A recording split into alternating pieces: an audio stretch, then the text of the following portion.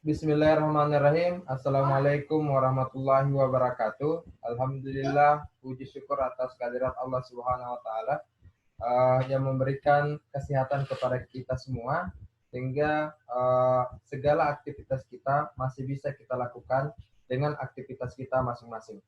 Adik-adik sekalian, hari ini saya akan melanjutkan materi perkuliahan saya, yaitu sejarah pemikiran ekonomi, khususnya dalam hal ini pemikiran sosialisme maupun komunisme yang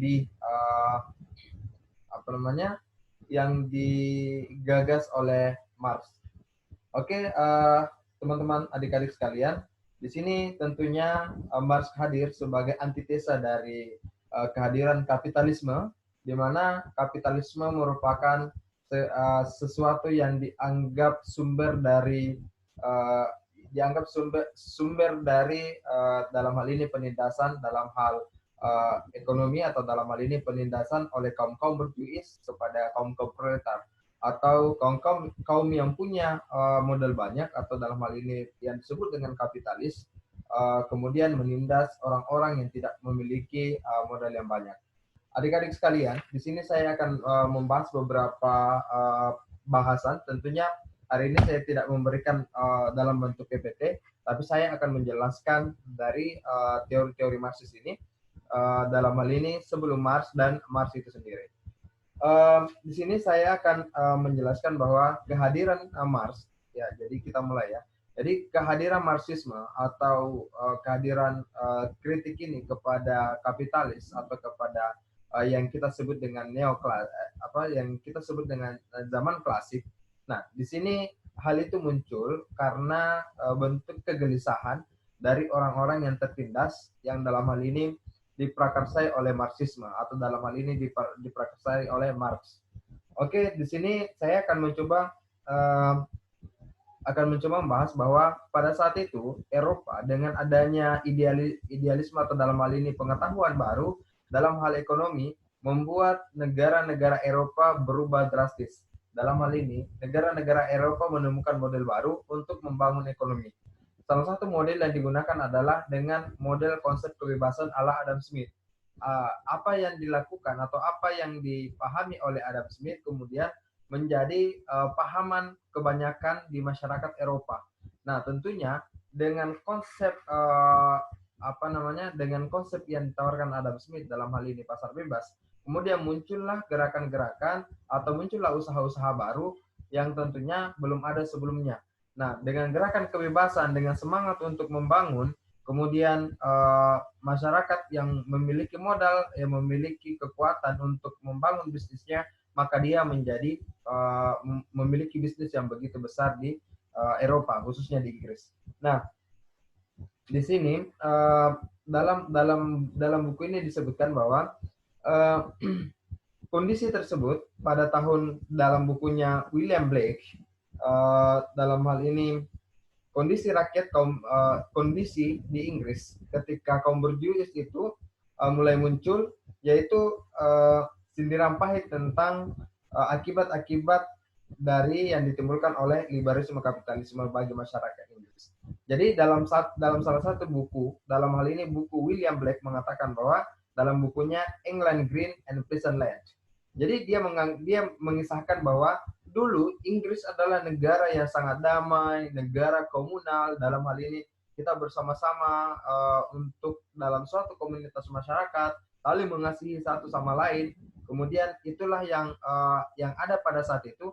Tetapi setelah adanya berjuis, semuanya hilang, semua berubah 180 derajat. Dalam hal ini, dengan teori-teori yang dikemukakan oleh Adam Smith dalam hal ini teori-teori klasik, maka dengan munculnya teori-teori tersebut membuat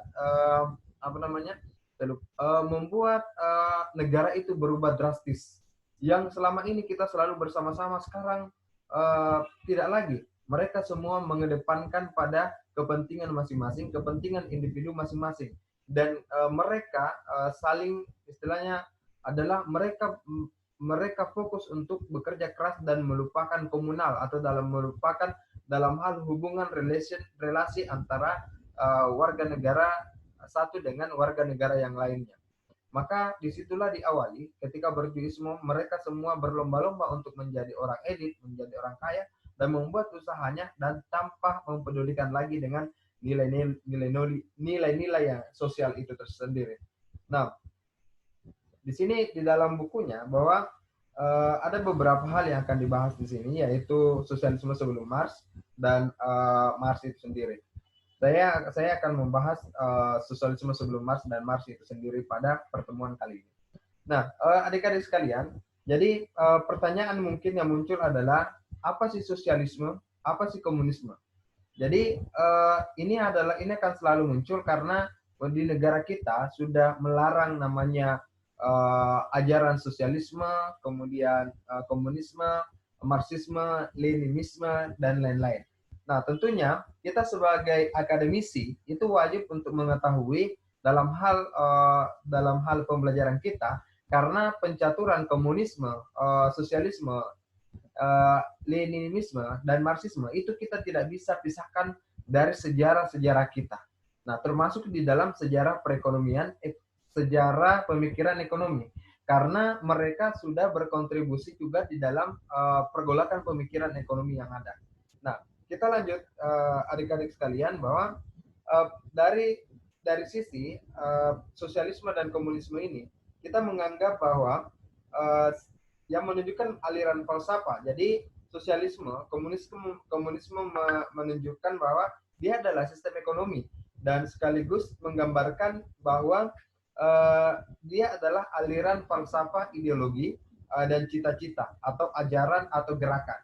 Jadi dalam konsep sosialisme ini dia adalah falsafah, bisa juga dikatakan sebagai ideologi, di mana ideologi adalah cita-cita ideal yang ingin kita terapkan. Jadi pahaman bahwa konsep ideologi yang dibawa oleh kapitalisme, oleh sosialisme itu yang merupakan ideologi yang ingin diterapkan. Jadi itu menurut pemikiran mereka, cita-cita ideal suatu negara adalah dengan model komunisme atau misalnya dengan model sosialisme. Nanti kita akan coba membahas sebentar apa perbedaan sosialisme dan komunisme. Nah, jadi dalam secara falsafah, aliran falsafah dia adalah dalam hal ini ideologi, cita-cita, ataupun ajaran-ajaran atau gerakan. Nah, dalam hal ini sosialisme juga bisa dianggap bahwa sebagai bentuk dalam perekonomian. Sosialisme di dalam perekonomian itu sendiri. Cara-cara yang dilakukan adalah dengan cara menasionalisasi industri seperti pertambangan, jalan-jalan, jembatan, dan lain-lain sebagainya. Oke, adik-adik sekalian. Nah, misalnya dalam hal ini kita juga bisa membedakan antara sosialisme dan komunisme itu sendiri. Nah, dalam sosialisme, hal tersebut dimaksudkan untuk menunjukkan sistem-sistem kepemilikan, yaitu pemanfaatan sumber-sumber produksi selain labor atau secara kolektif. Jadi sistem kepemilikan yang digagas dalam sistem sosialisme itu sendiri, bahwa kita berharap bahwa sumber-sumber produksi itu milik bersama, bukan milik individu. Nah, tentunya kalau misalnya kan kita tahu bersama bahwa yang dikelola atau yang dikuasai oleh kaum berjuis adalah produksi. Nah, tentunya dengan produksi tersebut, penguasaan pada produksi tentunya itu didasarkan pada siapa yang pemilik dalam hal ini, siapa pemilik produksinya. Dan dianggap bahwa disitulah dalam konsep produksi itu dianggap akan menghasilkan yang namanya penindasan buruh. Nah, selain itu, adik-adik sekalian, bahwa pada revolusi Bolshevik tahun 1917, sosialisme sering digantikan dengan komunisme. Jadi sosialisme dalam hal ini yang saya bahasakan tadi antara sosialisme dan komunisme adalah sosialisme menggambarkan pergeseran milik kekayaan dari swasta ke negara secara perlahan. Jadi sosialisme adalah dianggap bahwa merupakan pergeseran dari swasta ke negara secara perlahan. Jadi kepemilikan itu adalah kepemilikan negara. Sementara komunisme adalah peralihan dari swasta ke tangan pemerintah dengan jalan revolusioner atau diambil paksa. Nah, di sini kita membedakan bahwa Sosialisme adalah secara perlahan, jadi gerakan sosial yang secara perlahan nantinya akan mengubah sistem menjadi sistem sosialisme itu sendiri. Dan sedangkan komunisme adalah bagaimana sebuah gerakan revolusi yang bisa mengambil alih secara cepat yang merupakan milik swasta menjadi milik negara. Secara komunisme secara historis itu juga banyak digunakan sebagai sistem sosial, yaitu secara bersama-sama untuk mendistribusikan kepentingan-kepentingan sesuai dengan kebutuhan masing-masing. Nah, dalam masyarakat sosialis, hal yang paling menonjol adalah kepemilikan kolektif atau dalam hal ini kolektivitisme. Nah, dianggap bahwa kepemilikan kolektif adalah hal yang paling ideal. Jadi tidak ada milik individu. Jadi hal ini adalah milik bersama. Nah, tentunya kepemilikan bersama jauh lebih penting daripada kepentingan individu menurut dalam hal ini sosialisme itu sendiri. Nah, hal itu muncul karena dianggap bahwa didasarkan pada sistem sistem komando dalam hal ini kita sering mendengar dengan sistem ekonomi komando. Itu adalah salah satu sistem ekonomi yang yang digembar-gemborkan oleh Marxisme. Aliran sosialis Marxisme ini dikembangkan oleh dalam hal ini dikembangkan oleh Marx dan digolongkan ke dalam juga komunis. Jadi dalam hal ini beberapa hal yang dikemukakan oleh Marx itu merupakan bentuk dari perlawanan terhadap kapitalisme. Nah, karena dianggap kapitalisme justru menciptakan gap antara yang kaya dengan yang miskin dan melakukan penghisapan terhadap rakyat-rakyat miskin. Dalam hal ini kaum proletar. Nah, dalam jualan Marxisme adalah penderitaan. Dan yang ingin dihancurkan oleh Marxisme adalah kemapanan. Dalam hal ini, dia menganggap bahwa kemapanan kapitalis yang harus dilawan karena melakukan penghisapan terhadap masyarakat miskin. Nah, kita selanjutnya di dalam sebelum Marxisme, kita juga kenal namanya sosialisme utopis. Atau dalam hal ini utopia, sosialisme utopia. Jadi tokoh sosialisme utopis yang paling terkenal adalah Thomas More.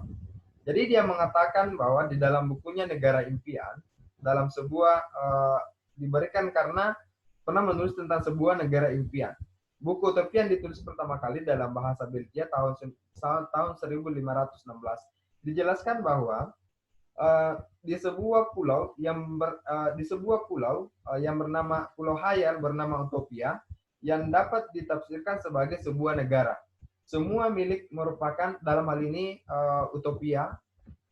Saya ulangi, dalam bukunya Sir Thomas More dia menganggap bahwa kita berasumsi bahwa di sebuah pulau, di mana pulau itu disebut dengan Pulau Utopia, dan dianggap bahwa kita bersama-sama ingin menuju ke pulau itu. Di mana di pulau itu semua milik merupakan milik bersama, semua orang tinggal dalam satu tempat bersama, dan makanan dan segala kebutuhan lainnya disediakan secara bersama-sama. Ini adalah sosialisme utopis. Dalam hal ini dianggap bahwa dengan kepemilikan bersama, maka kita akan terus dalam masyarakat komunal. Dalam hal ini kita akan saling berbagi. Apa yang dimakan oleh saudara kita, maka itu juga yang dimakan. Apa yang dimiliki oleh saudara kita, maka itu juga yang dimiliki. Dan kita bersama-sama bekerja untuk mencapai kesejahteraan bersama. Jadi di sini tidak ada masyarakat yang kelas atas dan tidak ada masyarakat yang kelas bawah. Itu adalah sosialis utopia utopis oleh Sir Thomas More. Nah, disebutkan bahwa untuk menghasilkan barang dan jasa semua orang harus bekerja. Kemudian masyarakat dianjurkan untuk hidup sederhana dan orang tidak perlu bekerja mati-matian. Waktu terlalu lama. Dalam hal ini dia katakan bahwa kita menghasilkan dalam negara utopia tersebut menghasilkan barang dan jasa secara bersama-sama. Kemudian semua orang harus bekerja dan selain itu masyarakat dianjurkan untuk hidup sederhana, bekerja tidak usah terlalu dipaksa. Kita cukup untuk memenuhi kebutuhan makanan kita. Kalau semua masyarakat sudah bisa makan, itu sudah cukup. Nah, jadi untuk menit dasar jadi bekerja sekitar hanya 6 jam sehari. Dalam hidup penuh kebersamaan ini, uang tidak diperlukan. Jadi dalam sosialisme utopis uang tidak diperlukan karena kesejahteraan bersama. Nah, uang tidak diperlukan, pakaian semua orang seragam. Dengan demikian tidak perlu mengikuti mode, dan lebih ekstrim lagi, perhiasan, emas, perak tidak dihargai. Toleransi hidup bermasyarakat ditanamkan, dan pemerintahan dijalankan dengan cara demokratis, dan pimpinan untuk seumur hidup adalah merupakan hasil pemilihan rakyat. Jadi adik-adik sekalian, dalam hal ini sosialisme utopis, kita menggambarkan bahwa di mana masyarakat itu tidak ada pertempuran karena tidak ada kepentingan. Beda dengan kapitalis, di mana penuh dengan kepentingan, baik itu kepentingan pribadi ataupun kepentingan kelompok dan golongan. Di masyarakat kapitalis, siapa yang menguasai ekonomi adalah orang-orang yang memiliki kapital yang banyak. Nah, hal ini tentunya berbeda dengan konsep yang dibawakan oleh sosialisme. Oke, saudara-saudara sekalian, kita lanjutkan bahwa dalam hal ini ada beberapa hal yang selain tadi tentang sosialisme utopis oleh Thomas More, juga banyak beberapa hal lain pendukung-pendukungnya Thomas More tersebut. Tetapi saya kelanjutkan kepada salah satu sosialisme sebelum Marx adalah sosialisme komunitas bersama. Jadi yang dibentuk adalah karena kritik terhadap apa yang terjadi di Inggris dengan hadirnya klasik atau hadirnya kapitalisme yang membuat komunal atau sistem komunal itu hilang, yang membuat sistem kemasyarakatan hilang, kebersamaan hilang, maka dicobalah beberapa cara-cara yang lain untuk membangun untuk mengembalikan agar nilai-nilai yang selama ini hadir, nilai kebersamaan hadir, nilai-nilai yang tidak menindas satu sama lain itu bisa hadir, yaitu dengan cara membuat namanya sosialisme sebagai komunitas bersama. Ada beberapa tokoh yang menggagas hal tersebut, yaitu Robert Owen, Charles Fourier, dan Louis Blanche.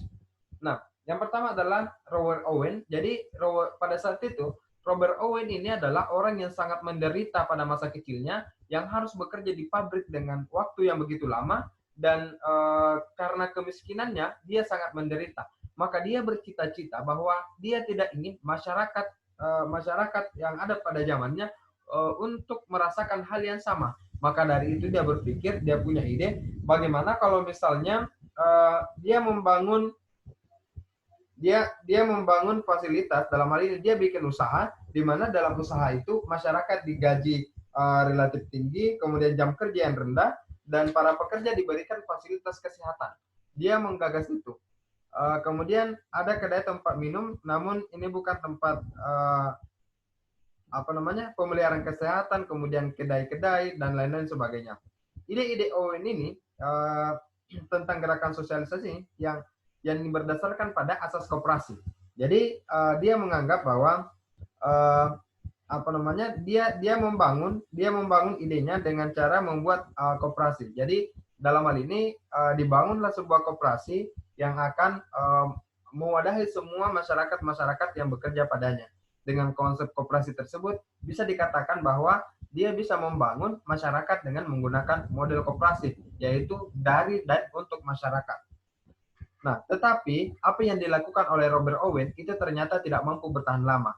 Sistem kebersamaan tentunya sangat tidak bisa bertahan jika dibandingkan dengan sistem kapitalis, karena dia adalah mereduksi keinginan manusia. Maka dari itu apa yang dilakukan oleh Robert Owen juga akhirnya runtuh. Begitu juga yang dilakukan oleh Charles Fourier. Jadi dalam Charles Fourier itu dia membuat sebuah komunitas yang namanya komunitas paralegram atau phalanx, atau yang merupakan suatu unit komunitas yang terdiri dari 810.000 orang yang bertugas untuk tentunya tinggal bersama. Jadi tinggal dalam sebuah komunitas bersama, di mana ada tokoh-tokoh di dalamnya, ada sebuah istilahnya di sebuah kehidupan hal yang sama juga untuk memenuhi kebutuhannya. Jadi di dalam phalanx ini dikelilingi oleh hasil pertanian sendiri, kemudian tempat kebutuhan dan makanan dihasilkan. Kemudian dalam phalanx setiap orang harus bekerja menurut kesukaan. Jadi ini lebih canggih daripada apa yang disebutkan oleh sebelumnya. Jadi kecanggihannya dia sudah spesialisasi. Tetapi hal yang menjadi masalah adalah karena dalam hal pembagian tersebut tentunya masyarakat merasa tidak bisa untuk terus bertahan dan akhirnya Phalanx juga bubar. Nah, selain itu, cita-cita yang lain adalah dalam hal ini tokoh terakhir adalah Louis Blanche. Jadi sama, Louis Blanche juga membuat sebuah perusahaan, membuat koperasi dan lain sebagainya, tetapi nyata-nyatanya juga tidak bertahan. Jadi beberapa langkah-langkah untuk mencegah kapitalisme dalam hal ini yang ada di Eropa itu semuanya gagal. Yang pertama adalah dalam hal untuk membangun koperasi agar masyarakat sosialisme atau dalam ini masyarakat yang mengedepankan kebersamaan itu bisa ditegakkan kembali. Tapi faktanya ternyata tidak bisa. Maka boleh dikata apa-apa yang ada sebelum Marx itu juga tidak bisa untuk ternyata melawan apa yang disebut dengan kapitalisme. Nah, selanjutnya adalah kita masuk pada sosialisme Marx itu sendiri. Nah, Marxisme itu memiliki pengaruh yang sangat luar biasa di dalam dunia, dalam ideologi dunia. Kita tahu adik-adik sekalian bahwa ajaran Marxisme sampai sekarang itu masih ajaran yang digandrungi. Nah, kita lihat bagaimana ajaran Marxisme di Eropa, di Rusia, di negara-negara ex Rusia, dalam hal ini ex Uni Soviet, kemudian di negara-negara Asia seperti Cina, Korea Utara, kemudian Vietnam, dan negara-negara lain yang beraliran komunis. Hal itu merupakan sebuah sintesa, dalam hal ini antitesa terhadap sistem-sistem kapitalisme yang dianggap tidak manusiawi atau yang dianggap bahwa para penindas kaum proletar. Hal yang sama, apa yang dipahami oleh Adam Smith dengan apa yang dipahami oleh Marx, yang sepaham dengan Marx sebelum Marx, bahwa kapitalisme adalah kelompok yang menindas kaum proletar ataupun kaum rakyat miskin. Maka dari itu kita harus hadir dalam hal ini Marxis atau aliran sosialisme harus hadir untuk melakukan perlawanan terhadap kapitalisme. Nah, tentunya beberapa hal yang akan yang menjadi ide-ide Marx itu sendiri. Yang pertama adalah kecaman Marx terhadap sistem kapitalis. Jadi dianggap bahwa sistem kapitalisme adalah pewaris ketidakadilan dan ketidakadilan akan menciptakan kesenjangan sosial sehingga hal tersebut kondisi ekonomi dan sosial itu tidak bisa dipertahankan dengan model apa yang telah disusun oleh klasik atau dalam hal ini kelompok Adam Smith. Nah, diharapkan bahwa baik dari sisi moral, sosial maupun ekonomi itu harus hadir dalam konsep keadilan, kesamaan dan persamaan antara satu warga dengan warga yang lain. Nah, adik-adik sekalian, dalam konteks ini kapitalisme dianggap adalah suatu hal yang sangat tidak manusiawi di mata Marxis. Nah, alasan lain dari sistem liberal atau dalam ini kapitalisme adalah karena menciptakan masyarakat, yaitu masyarakat yang kapitalis dan masyarakat yang kaum papa. Dalam hal ini, masyarakat kapitalis tentunya akan semakin kaya dan masyarakat miskin akan semakin miskin. Kita lanjutkan adik-adik sekalian, bahwa Marxis pernah meramalkan bahwa di dalam sistem kapitalisme sendiri akan muncul namanya self destruction atau dalam hal ini destruksi diri. Dianggap bahwa sistem kapitalis dia akan hancur dengan sendirinya. Sistem kapitalis dia tidak akan bertahan lama karena sistem kapitalis itu sendiri dia akan hancur dari dalam dan hancur sehingga sistem kapitalisme tidak bisa bertahan. Namun adik-adik sekalian, apakah bisa kita buktikan bahwa apa yang disampaikan oleh Marx itu ternyata tidak benar? Buktinya pengikut Marxis dalam hal ini sosialisme maupun komunis ternyata untuk sukses bisa menguasai dunia harus juga dengan mengadopsi sistem kapitalis dalam perekonomiannya. Kita lihat Cina saat ini, adik-adik sekalian. Ternyata Cina bisa eksis karena mereka mencoba untuk keluar dari sistem sosialis dalam hal ekonomi dan menuju pada sistem kapitalis. Maka dari itu, apa yang disampaikan oleh Marxis ternyata dalam ini kita bisa membantah bahwa self destruction yang disebutkan oleh Marx ternyata itu bisa kita tidak terbukti. Nah, karena dia menganggap kenapa ada self destruction, karena sistem liberal tersebut dihancurkan dengan sendirinya, diganti dengan yang lebih manusiawi. Dianggap bahwa sistem sosialisme adalah sistem yang lebih manusiawi. Oke, adik-adik sekalian, kita lanjut bahwa apa yang dikemukakan Marx adalah teori pertentangan kelas, di mana dikatakan bahwa akan terus terjadi pertentangan kelas antara kaum berjuis dan proletar, di mana akhirnya akan menang kaum berjuis. Nah, pertengkaran itu akan terus ada, yang biasa Marx sebut dengan the have dan the have not. Dari yang berpunya dengan orang yang tidak berpunya. Menurut Marxisme, di seluruh dunia ini sepanjang sejarah, kelas yang lebih bawah selalu berusaha untuk membebaskan diri dan meningkatkan status kesejahteraan mereka. Nah, itulah yang dimaksud dengan Marx. Bagaimanapun caranya, masyarakat miskin akan mencoba untuk melakukan perlawanan atau melakukan perbaikan nasib agar dia bisa mendapatkan kesejahteraan yang lebih baik. Nah, kemudian teori yang ketiga dari Marxisme adalah teori surplus atau dalam hal ini dan penindasan buruh. Jadi dianggap bahwa konsep kapitalisme itu merupakan konsep penghisapan dalam bahasa Marx, bahwa apa yang dilakukan oleh masyarakat kapitalis atau orang yang memiliki modal yang lebih banyak, dia akan menghisap buruh. Jadi misalnya begini, buruh hanya diberikan untuk bertahan hidup saja, padahal kaum kapitalis menikmati laba yang begitu banyak dari apa yang dikerjakan oleh buruh. Misalnya seperti ini contohnya, untuk memproduksi sebuah laptop misalnya, atau sebuah yang simpel, misalnya untuk memproduksi kue yang harga jual kue tersebut adalah misalnya 2.000. Nah, kemudian ternyata harga jualnya adalah 2.000, modalnya cuma 500, upah cuma 500, berarti ada selisih 1.000, ada keuntungannya 1.000. Tetapi apa yang dibayarkan kepada buruh hanya 500-nya. Padahal 500 itu hanya untuk memenuhi kebutuhan hidupnya saja. Hal itu berarti bahwa seharusnya buruh itu dikasih 1.000 agar buruh tersebut tidak dilakukan penghisapan atau dalam hal ini eksploitasi terhadap buruh. Kalau misalnya keuntungannya adalah 1.000, sementara upah buruh hanya 500, menurut Marxisme hal itu adalah bentuk penghisapan terhadap tenaga kerja. Maka dari itu kalau di dalam hal teori Marxisme dikenal dengan C sama dengan C plus P plus S, di mana S adalah nilai surplus dan P adalah labor langsung dan C adalah nilai labor langsung. Jadi di sini ada yang anggap bahwa di dalam konsep surplus value dan ada penindasan terhadap kaum buruh.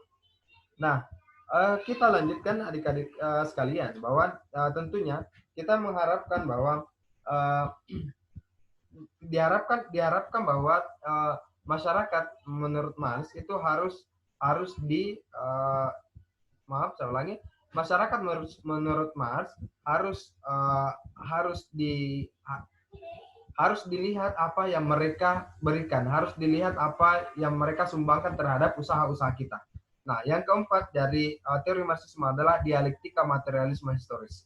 Jadi menurut Marx, maka apa yang dilakukan, pangkal dari semua perubahan adalah karena dilakukannya penghisapan atau eksploitasi para kapitalis terhadap kaum buruh.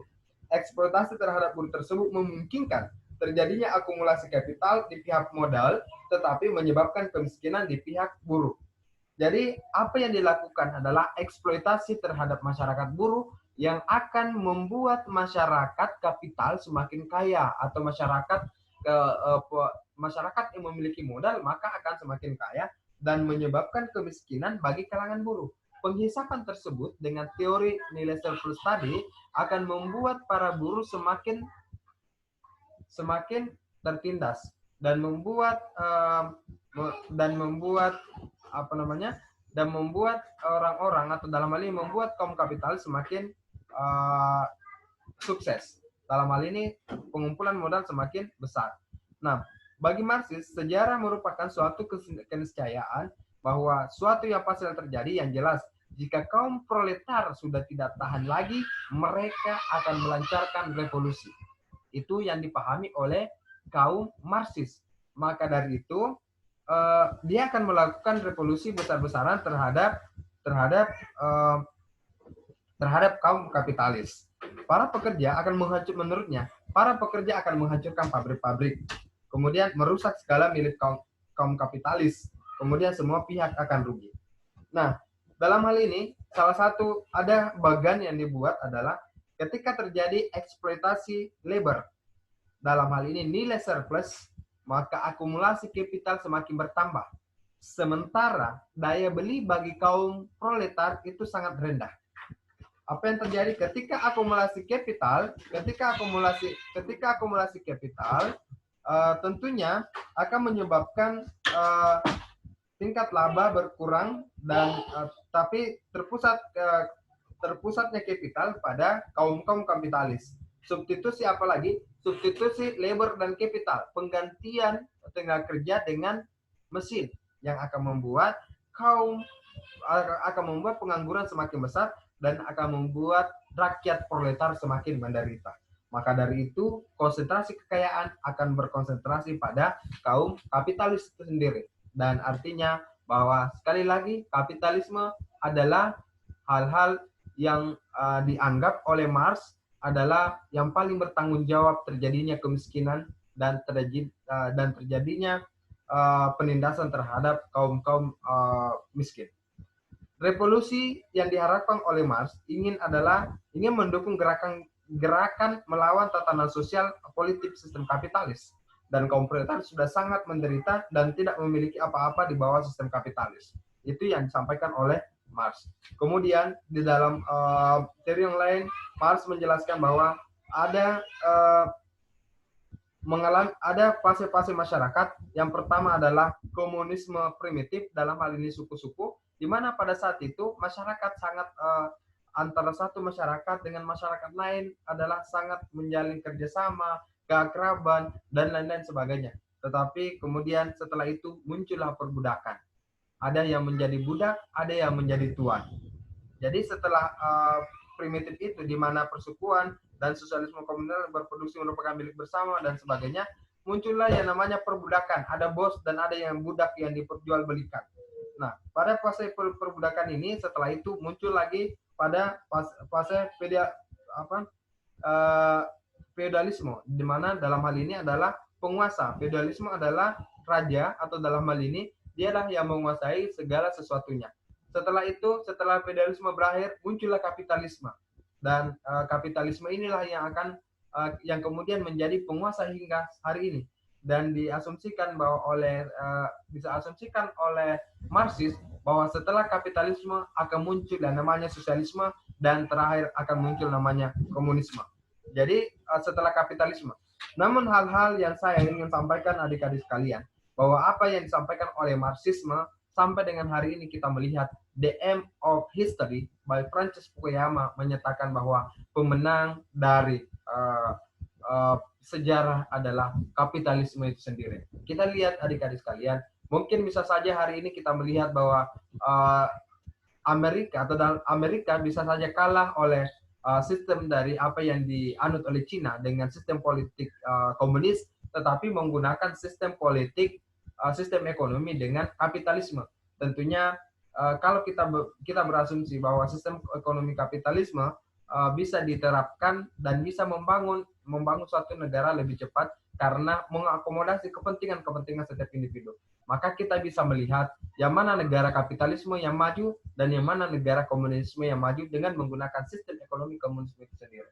Nah, adik-adik sekalian, tentunya di sini setelah itu berbagai macam pembaharuan yang dilakukan terhadap teori-teori Marxisme.